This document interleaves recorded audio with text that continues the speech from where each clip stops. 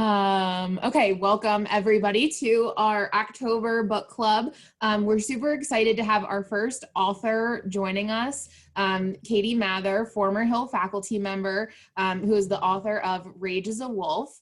I think mostly for book club, we usually just do general discussions. I prepped questions in case other people didn't have a ton. So I guess, does anyone just want to start out with your own question before I go into my list, just so I'm not the only one asking questions this whole time? If anybody has a question, or if Katie, you want to say anything before we get started. No, just thank you for, sorry. I tried so hard to finish and I'm 30 pages away. Uh-oh. So just if that informs any of my answers, just so you know. Well, I just want to say thank you for inviting me and thank you for being here. I'm super excited. It's nice to be back at the Hill. So thank you. Yeah, of course. We're super excited to have you. So I guess if we don't have any questions right away, I guess I kind of want to ask maybe a couple questions just about you as generally an author first. Sure. So I mean, I love to write as well, but I just feel like even the idea of writing a book is so daunting. So when did you kind of discover your passion for writing, and when kind of did the bell go off that I definitely want to channel this passion into writing a book? I mean, it was one of those things that I've done sort of off and on since I was little. I started writing stories when I was in grade school, and then all through high school, my junior high school friends and I would write stories for each other about, the Corey Haim and Corey Feldman, which were the hot dudes, which were the Jonas Brothers or whatever of my era. And it was just something that I was always super into, but also it took me forever and ever to actually get confidence that it was something that I might actually pursue. I was always a super avid reader, and that was really important to me, and where I got so much of my identity was as a reader. But I never had the sense that that was going to be me. Authors were some other person. And I also, as you know, I was a teacher, and I was a teacher for almost 15 years, and I loved that. And I loved being in the classroom. But when you're in the classroom, and especially when you're at a boarding school, it is very, very hard to find time to write. I was incredibly fortunate because when I was at the Hill, David Doherty was generous enough to pay, or have the school pay for me to do an MFA at the Vermont College of Fine Arts, because I think it was after my first year at the Hill, I was just like, okay, I really love this life, but I don't have a family, and I don't have what feels like sort of my own thing to do. And as you know, having been at a boarding school, and some of you have working at boarding schools, it can become totally all consuming. And then you wake up and you're like, whoa, where's my life? And so during one of our sort of yearly check-ins with David, I was like, listen, I feel like I really need something, and I'm interested in applying to these MFA programs that are low residency, which means you just go there 2 times a year for 2-week intensives. And then you come back and you get assigned a mentor, and you send packets to that mentor. And I said, this is something that I would really like to pursue. And do you think that the Hill could pay for it and then help me make the space to do it? And he was totally like, yes, we can do that. So it was so incredibly generous.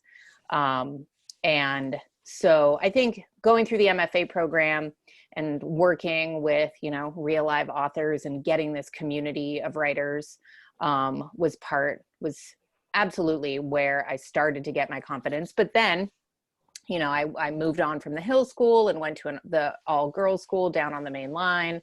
And then I was just like, okay, I would like to have a family, so let's pursue that goal. So it just kept on getting sort of pushed aside. And then I had our first kiddo a little boy, and I started staying home with him. And then when he was about 9 months old, I was like, oh my God, I'm going to go crazy. And was able then to get, I think at that point, like 3 days a week of babysitting for a few hours a day. And I would go out and I was just like, I am using this time to write. I'm not using it to run the pain in the ass errands that are 10 times as hard when you're bringing a baby with you. I am using it only to write. And I really dedicated myself to that. And then also once I I think it was at that same time, like sort of once I got my feet under me with making that the habit, then I also started writing 500 words every single day. And it just had to be in the universe that the novel is in. Like, I wasn't trying to write it as a linear arc. I wasn't necessarily didn't know necessarily where I was going. My only goal was 500 words in that universe every day. And then, yeah, before you know it, you've got like a whole ton of stuff. So then I was able, I write everything by longhand first. That's the only way I can draft. So then I put all of the things that I had written into, Word or Scrivener. And then I went through and basically then on flashcards, wrote out every single scene that I had, and then tried to figure out, I worked with my friend Tam, who was my roommate at my master's program, sort of talked it through of, okay, do I have the arc of a story here? Does it have the emotional ups and downs that it's supposed to have? Does it have a plot? All of this stuff. And then put all of the flashcards together. And then any place that there was sort of an empty space where I was just like, okay, I don't have a bridge to get from here to here. What is a kind of a thing that might be the bridge in that space? And I put a bridge in. And so it was really just, I don't think it was until close to the end where I was just like, oh my God, I really did it, didn't I? It was just, I just kept setting these small goals for myself. I wasn't just like, and then there shall be a book. I was just like, let's get away from the baby for a day, but not lose that time to just inanities, go focus on something that feels important. Oh, and I also joined a writing group in Philadelphia, which super that was a week. But yeah, so I think I sort of tricked myself into it where I was like, it's just 500 words a day and it's just in that universe. It's not scary. You're not really trying to do it. And so I kind of backed my way into it. And then once I had enough that I could sort of see the way forward, by then I was just like, oh, maybe you should actually try to turn that into a whole thing. So I think that's a good question. That's amazing. How did you pick your programs, like your writing group or how did you decide this is the one for me? I had applied to a few sort of regular writing programs, and back in the day, they're getting a little bit more regular, quote, literary fiction writing programs are getting a little bit more open to what would be considered genre fiction. But I was always interested in writing about teenagers. I was a teacher. I was a teacher of teenagers. I like being around teenagers. They're funny. So I knew that I wanted to write about teenagers and for teenagers. And I had applied to a few, quote, standard traditional writing programs. And they're like, we don't read books about teenagers. And my friend Jeannie, who is a woman who I had grown up playing soccer with, I can't remember how I found out, but I found out that because she is also a high school teacher, I found out that she was doing this writing program at the Vermont College of Fine Arts that was for children and young adults. And, the first moment that I was just like, writing for children and young adults, I just got, the tingles and was just like, that is totally it. So then looked up the program, and then it was perfect too, because it's low residency. So then I was able to stay at my job because I wasn't ready to leave, both because I had no other way to support myself. And, boarding school is pretty fun. There are parts of it that are very hard, but parts of it that are also amazing. So I just wasn't ready to leave. And so that was really a perfect fit for me. And Vermont College of Fine Arts is amazing. And if anyone is interested in writing for children and young adults, you should definitely look at it. It's a phenomenal place.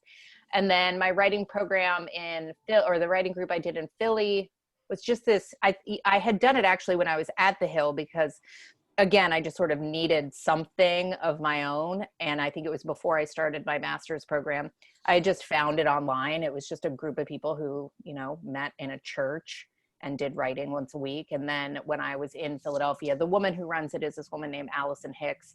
And she had one that was sort of out in Havertown or something. And then she has one group that's in Philadelphia. So then I circled back to it years later, and rejoined that group. And in fact, now, COVID bonus, the group now meets on Zoom. And so I was actually able to join it for a short session last month. And that was awesome, because I'm just starting something new. And so sort of getting back in with that group was helpful in me getting going. But then I took a break because I needed the election. I was just like, I'm not going to be able to focus. I think that lack of focus is something that's probably widespread right now. Yeah. So your comment on like teenagers and writing for teenagers and about teenagers. So that's kind of a tangent to one of my other questions. So like, I thought that your teenage voice was really convincing. Thanks. Like all of the acronyms and the likes. I just said it, and I'm a liker. We're all likers. Something that's so ingrained from you know, our teen years, I guess. And so the acronyms, that the asshole Brendan Carter, I laughed every time I read that. It was so funny. Yeah. But so do you think that you got to be that I guess kind of versed in the teenage voice, like being so immersed with teens for so long, like at Hill or the other schools that you worked at? I think it's a bit of a mix. I think, you know, one of the reasons why I think I work well with teenagers is I haven't forgot being a teenager. You know, I think a lot of people become adults and we're like, what was that time? I don't remember that. Like, why are these children behaving this way? It's crazy. And I totally remember what it was like to be a teenager. And I think that this is a thing about a lot of writers, is a lot of writers have good memories. And so I could very, very easily put myself into the shoes of the kids who I was around, because I could remember it. And then, yeah, I think I am just attached to my own teenaged self.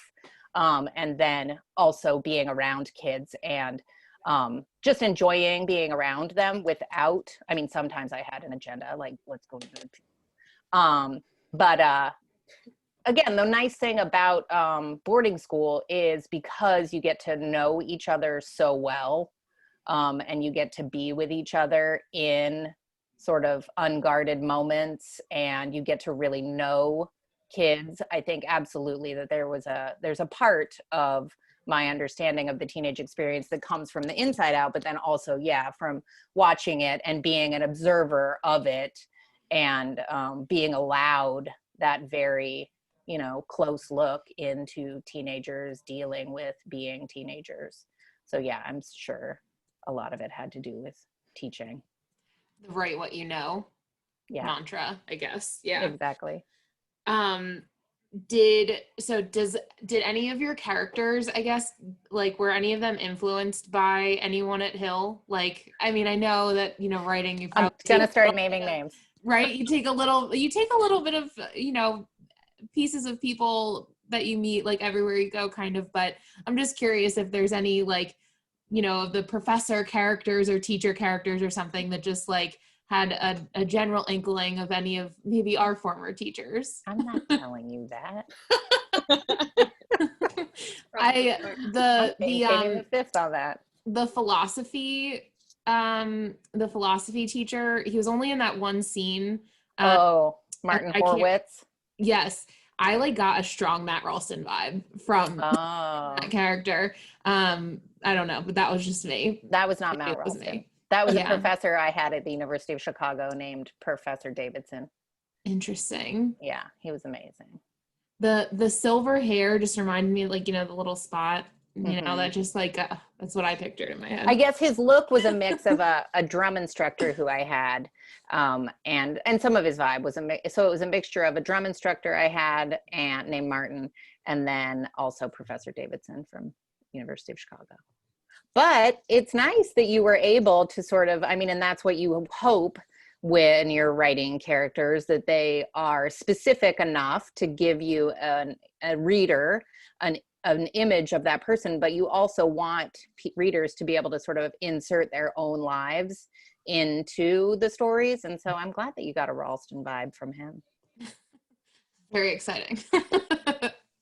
How long did it take for you to finish the novel? How long did it take? It took, I think, what was it? 5 years. It took me 5 years to write it.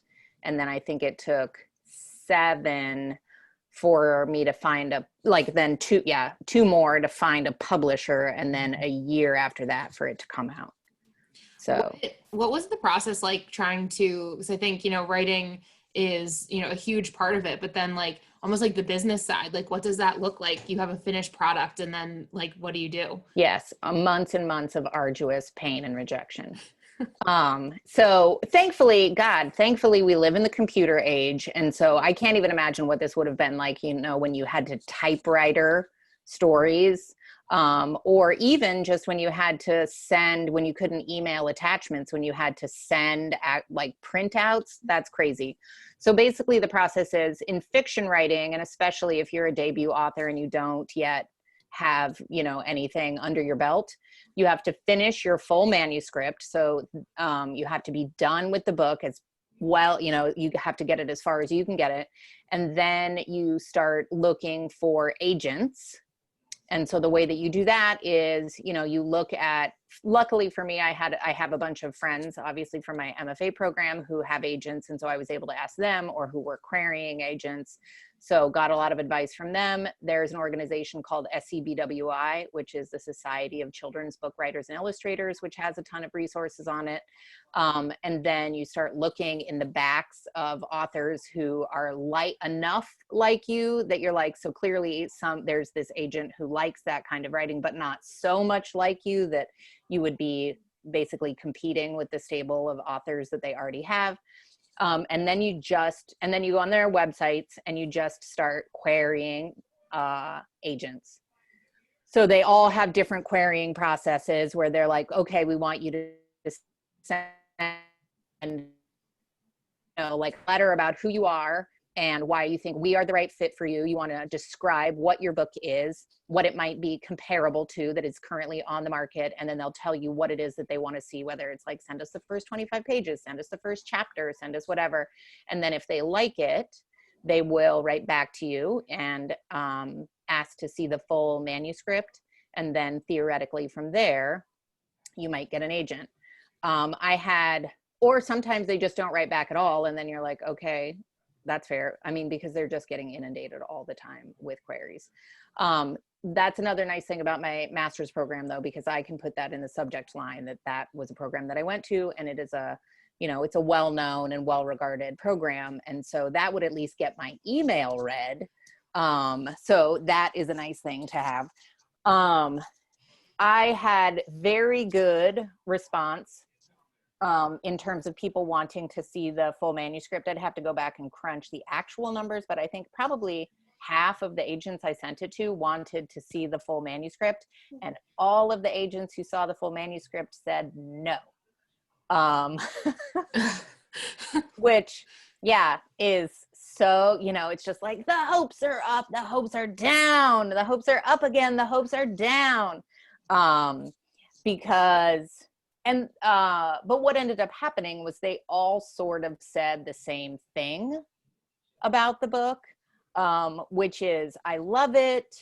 I think it's got it's a great story. It's a great voice. It feels real. Like these feel like real teenagers. I believe it. And then all of them were like, it's too weird.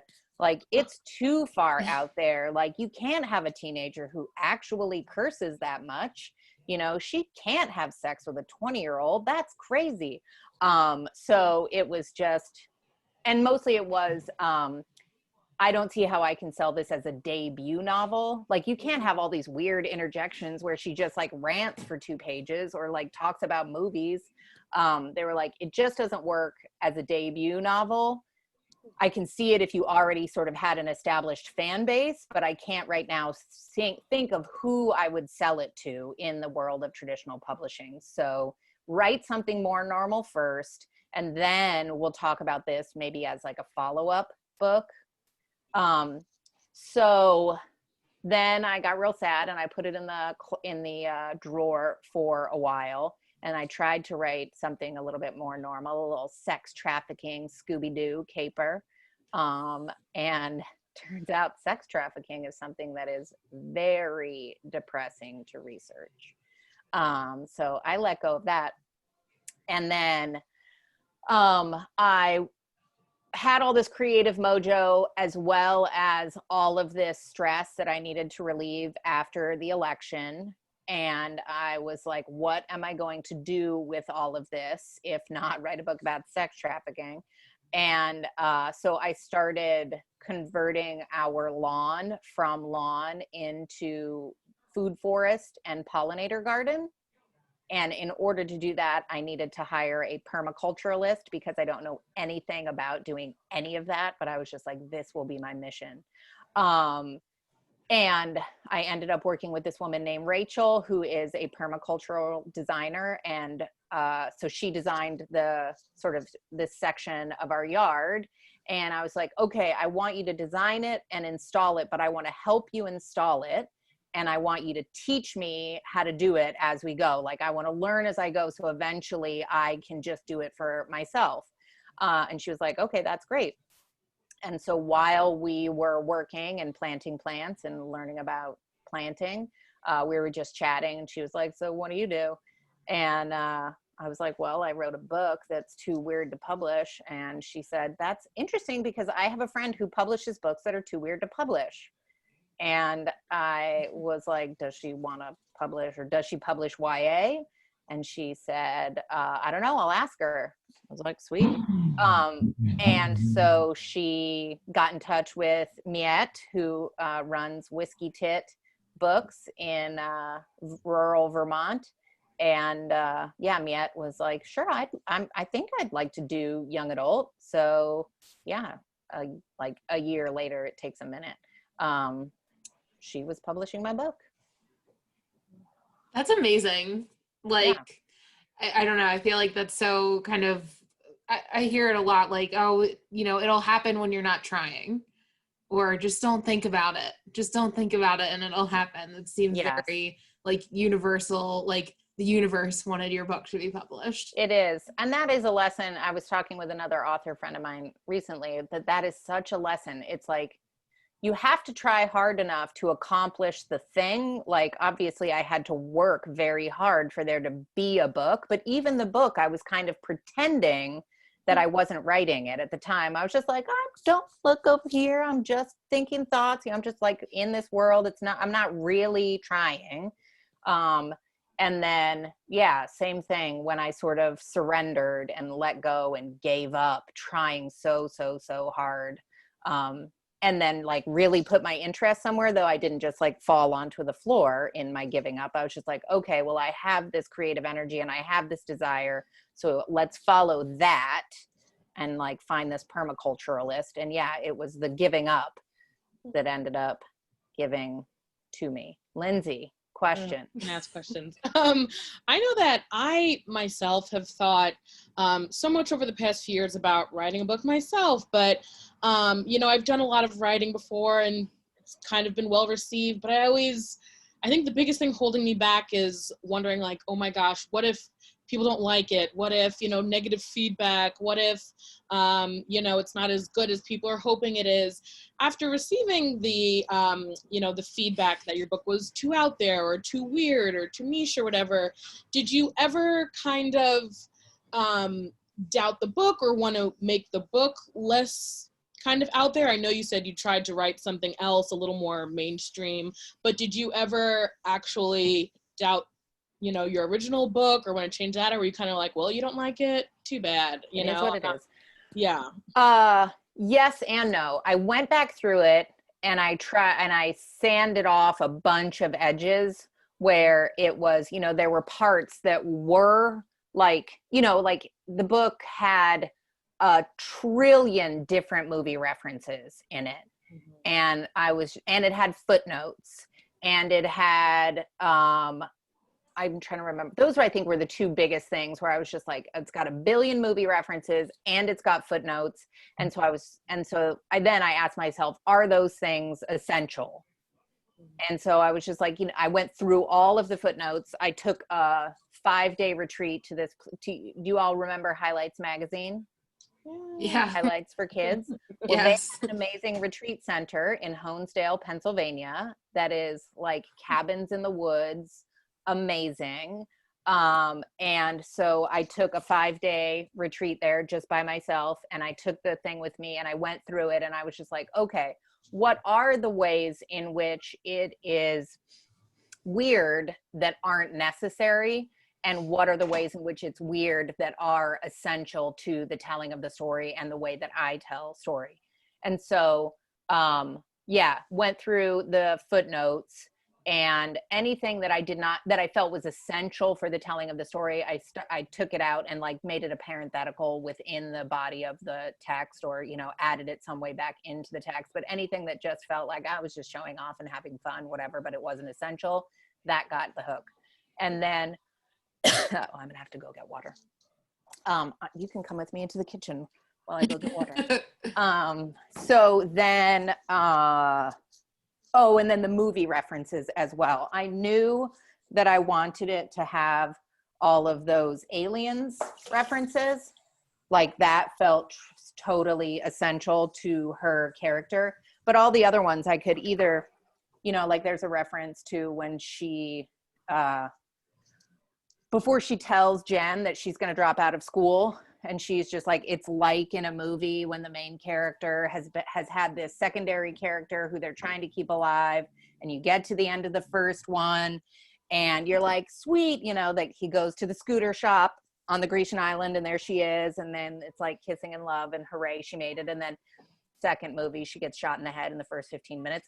Well, that's the Bourne Identity.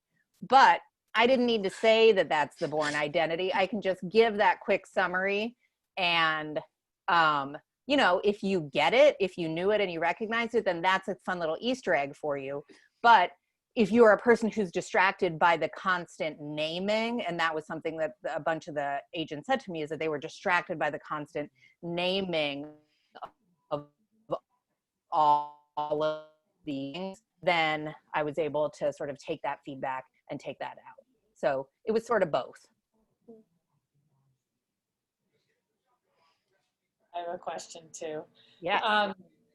I was wondering what you think, it's kind of a big question, but about the education system, just because right from the beginning, you see that Elaine, she's like, this doesn't mean anything. And I don't think I had these thoughts like her at Hill in high school. I think it was later in college. And actually more recently, I kind of had this conversation with a friend of like, we do this and then it's this and then this, and everything's, just like one step after another.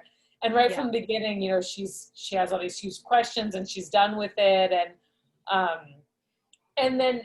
But you're a teacher. I don't know if you're still a teacher, but I'm not currently. Okay. So you were, and you mentioned that that you loved it.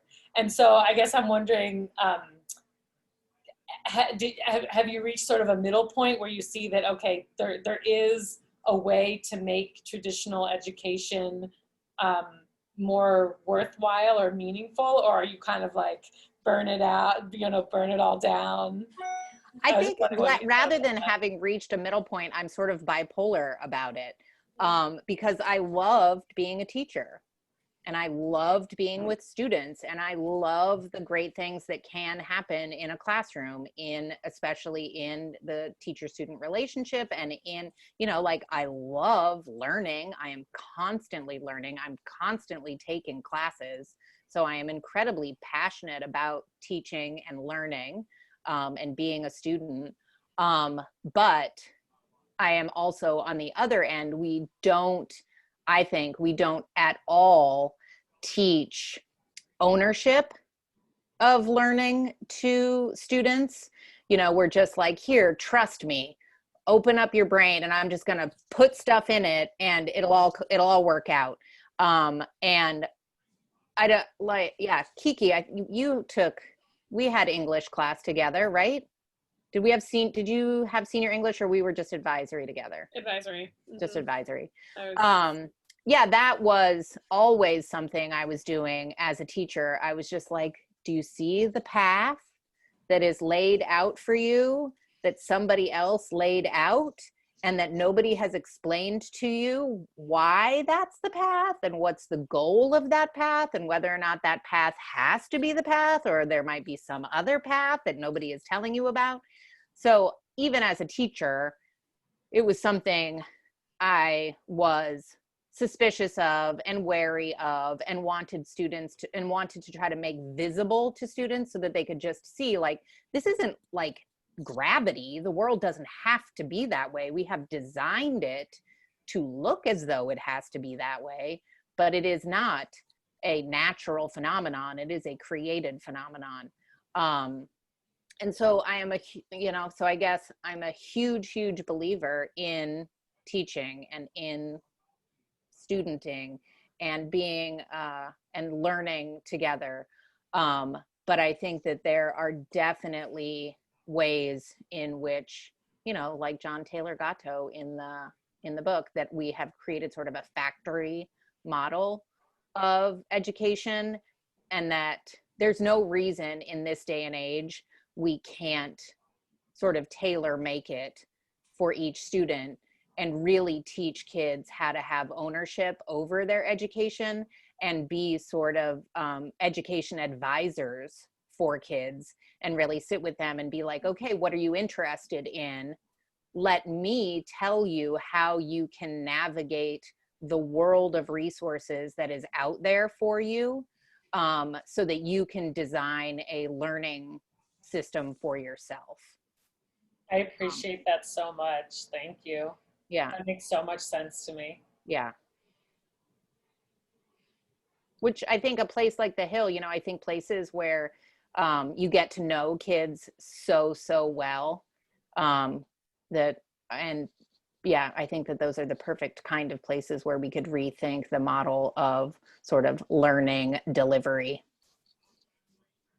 I know, like at Hill, I know the classes that are offered now are so different than students. Like, I feel like we didn't have, like, there were the occasional like outliers, like the different art classes and like humanities, I guess, as a substitute for English. But now there's so many cool like different religion classes and different philosophy classes, things that like I wouldn't have even thought would be like a curriculum standard, I guess. And I don't know, sometimes I get like nostalgic for the things that I like.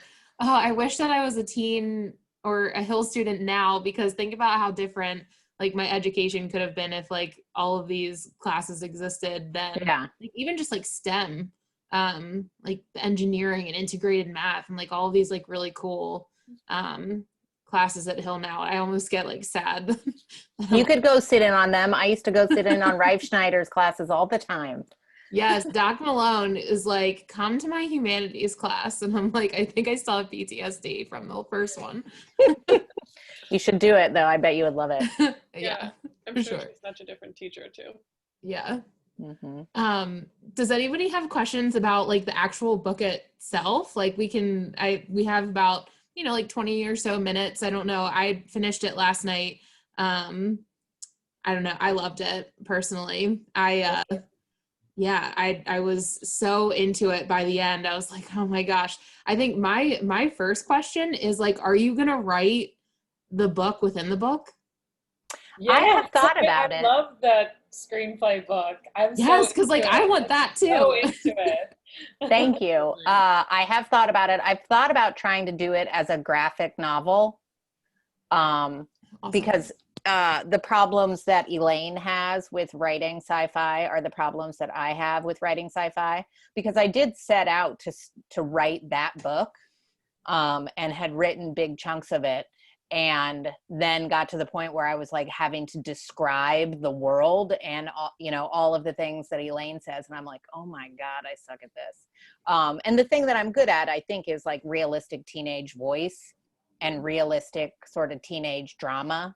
And so then, yeah, that was sort of when the thing about that it was, I was just like, oh, well, I'll just have it written by a kid. And that way I can cannibalize all the work that I've already done. And I'll just give it to this character. And then I can focus on that character who's the writer and her sort of travails as a writer. And so then it was just an issue of, I'm just like, okay, well, why would this kid be writing a book? What would that be about? And that was sort of where I got to the, oh, maybe she leaves school. And why would she leave school? And I was just like, because of climate change. So those became just sort of natural results of questions I asked myself about, how do I get out of writing this as a sci-fi novel? But I think, yes, I have thought about trying to do it as a graphic novel, because then you can just get an illustrator to draw all those things that I don't want to have to describe. You can get your own Javier. Aw, right? I loved him. I loved that character so much. He was so endearing, like, the whole time. I love, like, the plot twist kind of at the end where, like, he wasn't actually in line. That made my heart so happy. Oh, and the pitch line when he'd gone up to talk to her? Yes. No. I loved it. Yeah, and she's just like, wait, what? Like, that cracked me up. She cracked me up when she's just so skeptical and freaked out. I was wondering what you said you really loved teenagers and you found them really endearing. You love teaching them, and you can tell that you really like, and you remember being a teenager. And I was wondering what specifically you love about that age group. Teenagers are still in many ways like little kids, because they're still very open, and it is difficult for them to sort of hide their true selves. And I won't say it's not hard to earn their trust, but I guess if you bring authenticity to the table, they have a good nose for that. And so if you bring your authentic self, they will mostly give you their authentic self back. And that's just important to me as a human being. I am not good at like faking it. Mm-hmm. And so that was a group of people who I just enjoyed being around for that reason, because it's like the only way you can get anything from them or give anything to them is by being authentic. And I love that. And then also with teenagers, as opposed to working with other groups of kids, you know, all of these really amazing facts are coming online where they are curious about, you know, sort of like the bigger questions of life and of, you know, meaning and existence and choices and sexuality and identity and history and culture and all of these things, which for me as an English teacher was so fun, because, you know, that is when they're just, as people, starting to ask sort of really big questions, and you can have very real conversations with them as they start to sort through those ideas. And they're funny. They, you know, teenagers are usually pretty funny. And I think how you just described them, something you didn't mention that stood out to me so much was just like teenagers being like emo, right? And so she's so emotional, and obviously we have her inner monologue, but she's so just expressive and honest about where she's feeling and where things are overwhelming and painful. And I don't know, I think that a lot of the things that we learn growing up are like how to communicate emotions like appropriately, right? And there's some like effectiveness in that, but at the end of the day, I think the way, like as a therapist, I see it all the time, that the way people deal with it is just suppressing it, right? Mm-hmm. And so the fact that she is so like genuinely expressive was so wonderful to see, especially when she's dealing with the things that I think are so relevant and problematic, like right now in this very moment, of course, like with the election coming up and everything. I don't know. I loved reading that. So thank you for it. Yeah, I mean, your chapter, I don't know if you like know your book well enough, but the strategic aim. Ooh. Like that whole thing. So guys, this was the part where she's talking about like the strategic aim of mass rapes and like just the terror of living in this world, essentially. just absolutely beautiful and terrible. And so, yeah, I don't know, very honest and raw, and I loved it. Oh, thank you. Yeah. Yeah. Sorry, go ahead, Al. I was gonna say one of my favorite parts about the book was just like the general representation of so many different like someone who knows, who's just like so deep in their emotions and is just not ashamed about it and just Right. lives it. Like the two moms, like the love interest being, not white.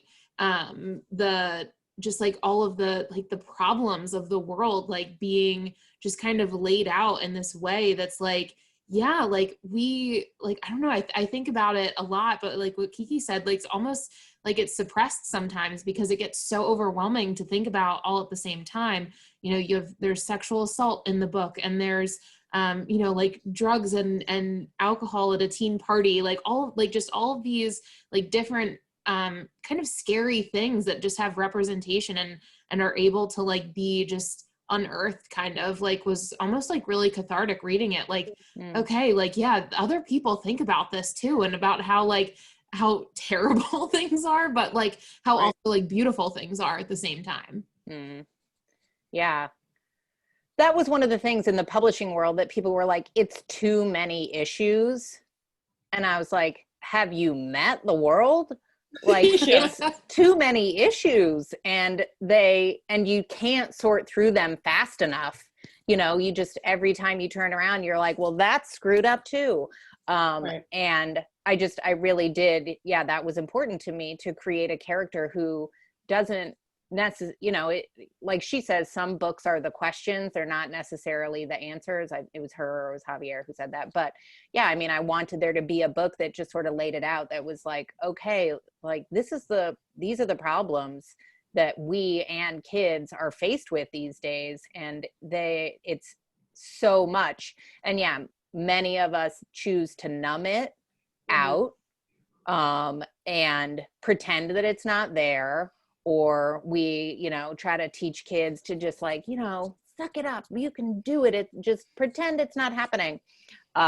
Which I do think that Audra's advice at the end, that when you find yourself sort of locked in fear, that if you can try to have a felt memory, like that is something that I work on, is if you can try to have a felt memory of love, and sort of feel that in your body to like ground you back into right.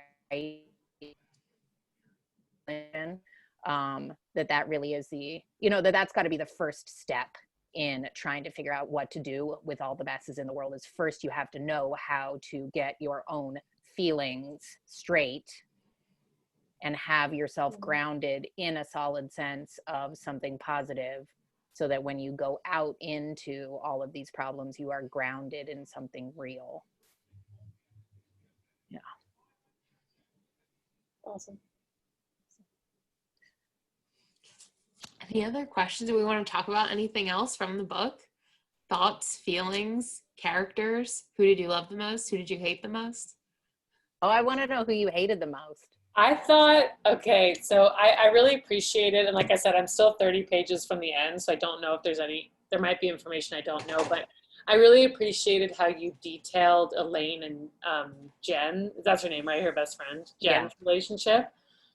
Because I definitely had some of those friendships where, you're the best friends, and it's your soulmates, and you do everything together, you share everything, and then you just kind of grow apart. Like I that seemed like that's what it was, that they were so close and then their lives just began diverging.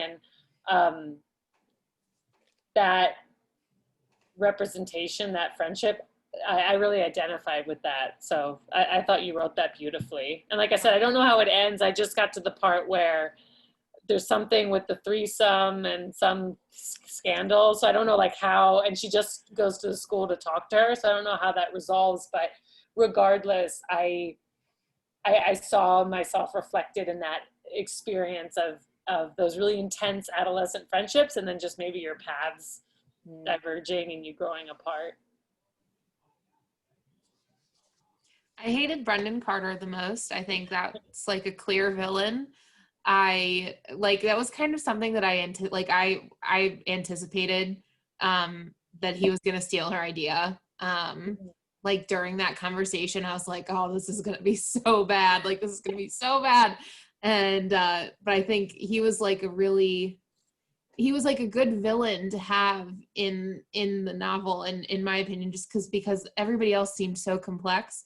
It was just really easy to like not like him and kind of like feel for everybody else's intricacies. I think I wanted to know more about like Jen's parents and why they were so horrible, just like a little bit, but they seemed to be awful too. Yeah, I was gonna say Marcy and Annette. Mm. Kind of like women modeling bad things to young women, right? Yeah. Oh, Yeah, Javier was my favorite character, I think. oh, sweet Javier. Yeah. It's nice. It felt nice to write a sweet but not mushy male character who was not just like some kind of total pushover who you're like, come on, dude, who like had his own thing but also was like nice. Yeah, and then super differentiated and like super skillful in the like, I need a break. You know? I was very mad at him about that. Yeah, I was too. And, you know, so I loved when he did that. I was like, way to, you know, be in touch with your feelings and what you need. yeah. I love that. Mm-hmm. I was so interested in different writers and their thoughts regarding their characters. Like, you know, if one of us said that our least favorite character was one of your favorites, you know, are you more like, ooh, that's interesting. How did they perceive it from this other angle I didn't see? Or, you know, because, you know, you have given life to these characters. Are you like, well, you know, defensive of them? Or you're like, no, they're supposed to be this way. Why would you think that about them?